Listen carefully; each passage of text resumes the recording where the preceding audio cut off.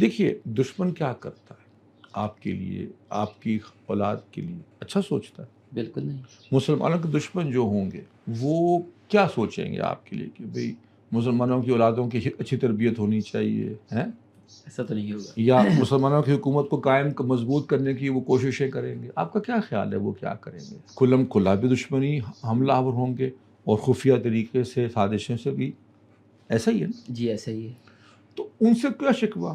کرنے کا کام یہ ہے کہ ہم جب صدیوں سے سازشوں کا کہتے ہیں جی سازش ہو گئی، صدیوں سے سنتے آ رہے ہیں، تو وقت کب آئے گا کہ ہم اب ان سازشوں کے مقابلے کے اوپر، ان سازشوں کو روکنے کے لیے، ان سازشوں کو کاؤنٹر کرنے کے لیے کوئی کوشش کریں؟ نہیں. بالکل ایسے ہی ہے. دیکھا نا، ایک دفعہ سازش ہو گئی آپ کے ساتھ، چلو ہو گئی، دھوکہ ہو گیا، غداری ہو گئی، ہو جاتی ہے بھائی، انسان مسلمان ہے، انسان ہے. دوسری مرتبہ ہو گئی، تیسری مرتبہ ہو گئی، چوتھی مرتبہ 100 سال سے ہو رہی یا 200 سال سے، وہ ہمیں بھی تو شاید کچھ کرنا ہے کہ نہیں کرنا ہے اس بارے میں، جی ایسے کہ ہم نے صرف یہی امید لگانی ہے کہ دشمن خود ہی تھک کے چلا جائے گا یہاں سے.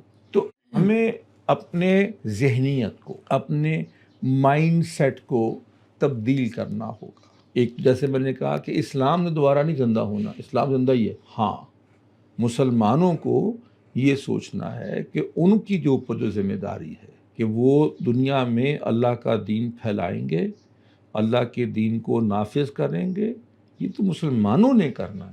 مسلمانوں کو یہ سوچنا ہے کہ یہ پہلی دفعہ ہوا تھا جب، تو کیسے ہوا تھا. ہم ہر چیز کا جواب روحانیت میں یا صرف روحانی اسباب میں نہ تلاش کریں. دیکھیے اگر ہم، وہ کیا کہتے ہیں کہ سب سے بڑا مرض وہ ہوتا ہے کہ مریض مرض کو مرض سمجھے نہ. جب ہم سے پوچھا جائے گا، ہم کہیں فلاں نے سازش کر دی، فلانا بڑا مکار ہے، فلانا بہت برا ہے، فلانے نے بڑی زیادتی کر دی، ہم یہی بات کرتے رہتے ہیں. ہم کبھی یہ سوچتے ہیں کہ پھر ہم نے کیا کیا. میں آپ کو اس کی سادہ سی مثال دوں. آپ سے پوچھوں، ہمارے دیکھنے والوں سے ایک سوال پوچھتا ہوں. آپ نے کہا جی میں نے سائیکل خریدی اور گھر کے باہر کھڑی ہوئی تھی اور کوئی چوری ہو گئی. جی شیخ. تو آپ پوچھیں گے اس کو تالا لگایا تھا؟ ہوں. ہاں، تالا تو نہیں لگایا تھا. آپ کہیں گے اللہ کے نبی نے کیا کہا صلی اللہ علیہ وسلم؟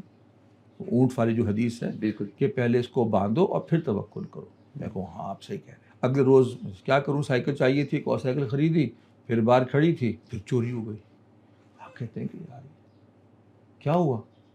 یار یہ چور بہت برے ہوتے ہیں، یہ چوری کر لیتے ہیں چیزیں. آپ پوچھیں گے تالا لگایا تھا؟ میں کہوں تالا تو نہیں لگایا تھا، لیکن یہ چور بہت برے ہیں. میرے خیال میں وہ عقل مند کے لیے اشارہ کافی.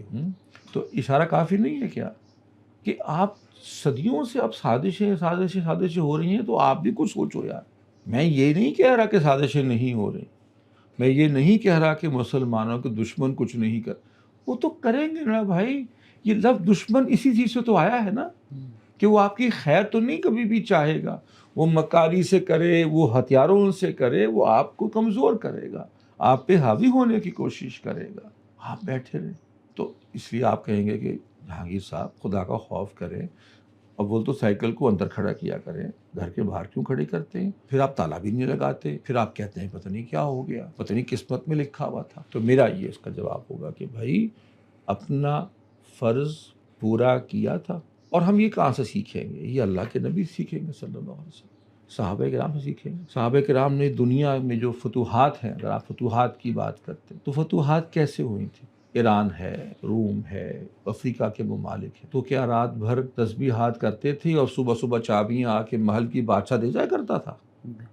نہیں، سوچ کے بتائیے، کیونکہ شاید آپ کو ایسے ہی لگتا ہے کہ جی اسی طرح سے بس ہو جایا کرتا تھا. ہم تو کچھ بھی نہیں کرتے تھے. کیا صحابہ نے جنگیں نہیں لڑی؟ کیا صحابہ نے جانیں نہیں دیں؟ کیا صحابہ کو چوٹیں نہیں لگیں؟ کیا صحابہ کو زخم نہیں لگے؟ کیا صحابہ شہید نہیں ہوئے؟ کیا ان کی بیویاں بیوائیں نہیں ہوئیں؟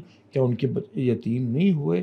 ایک عمل ہے، ایک پروسیس کے ذریعے سے ہوا تھا، کوئی جادو تو نہیں تھا. تو ہمیں یہ سمجھنا ہوگا، اسی کو کہتے ہیں. اور جو چیز ہمیں یہ سمجھنے سے روکتی ہے وہ یہی ہے وکٹم مینٹلٹی.